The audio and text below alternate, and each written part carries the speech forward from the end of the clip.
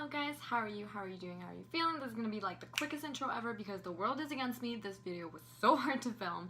My battery is dying, my camera fell off, my storage was full, like just everything possible that could have happened to ruin this video happened, and I still pulled through and I'm so proud. But anyways, let's get right into the video. I was recently so inspired. I was at my friend's bachelorette and I ended up doing like everyone's makeup there because they saw me doing my makeup, and then the girl who's getting married told me to explain what I was doing and do my like little tutorial because she watches my videos, so she knows I do that. I know I'm talking really fast, but oh my god.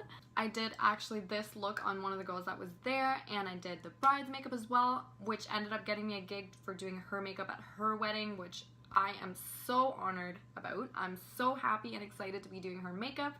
And if you're watching this, Nat, thank you so much for re-inspiring me. I haven't done a makeup video in so long, and I thought this would be the perfect chance to get back to it with more free time that I have lately. So let's get right on to the video.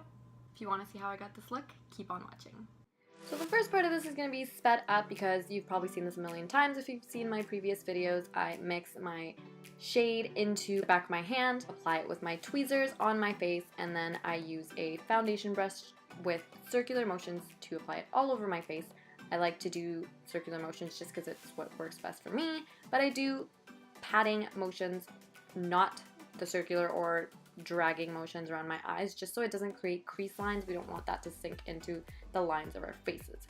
Then I'm going in with my Urban Decay concealer, and I'm going to conceal my under eyes, the bridge of my nose, my little fountain, as you guys know I like to call it, on my forehead, and then I'm also doing my chin. Then, as per usual, I'm blending that out with my beauty blender. You know the drill. I feel like I haven't been to Sephora in so long. I have no new products, honestly, because I don't need it. I haven't ran out of anything yet. I'm almost running out of my foundation, so I'm hoping to get new foundation soon, but this is still the same old from my past videos. I'm just mostly doing this tutorial for the eye makeup that I did. Then I'm going to set my under eyes and all the concealing I did, basically, by baking with my translucent powder, which I will say the travel size is kind of more pigmented than the normal size. This is like a little sample, not sample, but like I claimed this with some of my Sephora points, and it's a little more pigmented, like it's a little more skin color than translucent as it should be than the normal larger size. And here I'm doing my eyebrows. I don't know if I've done my eyebrows this way in my channel. I used to do it with an eyebrow pencil, but lately I've been feeling the more natural brow, so I just do it with an eyebrow brush, and I'm using my Smashbox Shape Matters palette. They have a little eyebrow powder in there, and I do a lighter color in the middle just so it's, you know, that nice faded effect, and then I go in with a darker color on the edges so that's a little bit more sharp. And then, I haven't done this in a really long time, but I wanted to line my eyebrows because, like, as you can see, it could kind of create a little shadow under my brows with just my bone structure, I guess. So I wanted to line them to make a nice, sharp brow. I don't like to line with concealer at the top, but I'm just doing the bottom. Now the first shade I'm going to go in with on my eyelids is actually going to be my bronzer color from this Smashbox palette. I am in love with this color for transitioning. I think it fits my skin tone really well. Sometimes I just put this all over my lid and it looks great. But I'm putting it just on the outer corner, lining it, and the fact that I baked, this will help that cat eye effect and make it look really straight. If I mess up, it'll just fall into translucent powder and I'll swipe it away later, but any fallout will be caught on there. The second shade I'm adding with a little more of a precise brush. The first brush I used was just a basic eyeshadow brush, but this one's a little bit more pointed because we don't want this dark shade all over our lid. This is a darker brown. It's called Sumatra, again from my Smashbox Shape Matters palette because I use this palette for literally everything. And then I'm just blending that out with my Sephora blending brush because I literally just put it on there messily, and then once you blend it out, it just works itself out. Of course, as long as you only apply this darker shade on just the outer corner of the eye. I go up and down, I go sideways, I go every way you like. No, just kidding, that's what she said. But yeah, blending is super easy with this brush. You can go any which way and it'll just do the job for you. I can do the circles, I can go up and down. And then with whatever's left on the brush, I like to use a windshield wiper motion, as they call it, to just drag it in a little bit on my crease. Then I'm using my beloved Huda Beauty Electronic Obsessions palette that I got for Christmas from Gord's cousin. Love, love, love this colorful palette. I'm using the bright little turquoise aqua shade in there. Just with this waterline brush, it didn't really show up on its own, so I did spray some Fix Plus on there to get that bright, glittery, shiny effect. There you can see it's showing up way more, and I love that dramatic, colorful punch of color on the waterline. Then I'm going in with this blue-green darker shade. I tried swiveling the palette around a little bit because you can't really see it on camera, but it's a really nice dark navy greeny look. I love this shade for the outer corner. It gives the under eye a little bit more dimension when I'm doing this bright under eye look. So I'm just doing that on the, let's say, the white part of the eye. So just to reach my, you know, iris or pupil, whatever it's called, and then just stopping right there.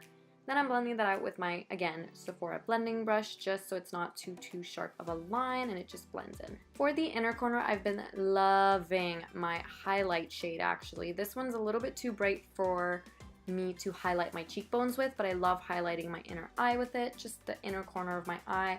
I blot that on there with an eyeshadow brush, sometimes a more precise brush when I don't want to get everywhere, but it looks like we're done baking, so I'm just swiping that away with a big fluffy brush, and again, any excess fallout will follow on the translucent powder.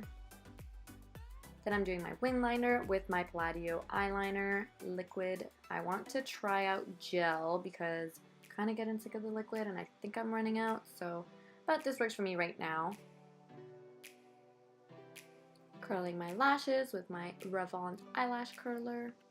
Funny story, I got this little package from Clarence from a friend of mine who doesn't really love makeup, but she gets this for free from a family friend or something, and it's called Clarence Paris Be Long Mascara Intense Black, and I love it. Honestly, I would purchase this. It's like a little sample size. As you can see, it's really tiny, but the mascara is nice and thick. It lifts my eyelashes really nice. The brush is just awesome for teasing. As you can see, when I apply my mascara, I like to use a little wiggle motion. First I apply with the tip, as you can see right there, and then I wiggle the brush up, which means I'm teasing my eyelashes upwards, and this brush does a really good job at that. So A+ for Clarence Paris. Then I'm applying my falsies, which, as you guys know, no eye look for me is done without some falsies. Very rarely do I ever not apply falsies when I'm doing a really nice eye makeup. And I'm going to be brutally honest, I have a huge disorganization and mess with my eyelashes. They're all over the place, and I don't know which one these are, so they're probably some kind of Ardell wispies. But if you guys haven't been able to tell yet, I use my Smashbox Shape Matters palette for literally everything. It is my ride or die. It is my baby. So here I am using it once again for my contour with my NARS Ita brush.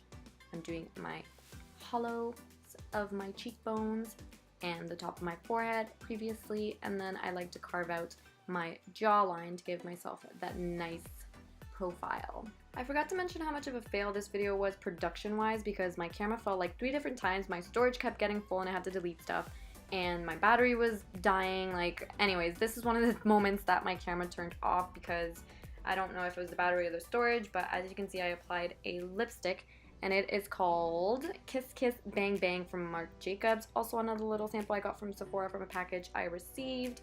Like I said, I haven't been to a Sephora store in so long. I get everything ordered in nowadays, but here I am applying the last part of this look, and it's just a highlight, which is actually an eyeshadow that I use for my Smashbox Shape Matters palette. It's just like a nice gold tone. Cheekbones, nose, upper lip, and voila! We have our nice, vibrant, colorful under eye makeup look. I hope you guys enjoyed. Thank you so much for watching. Like this video if you enjoyed it.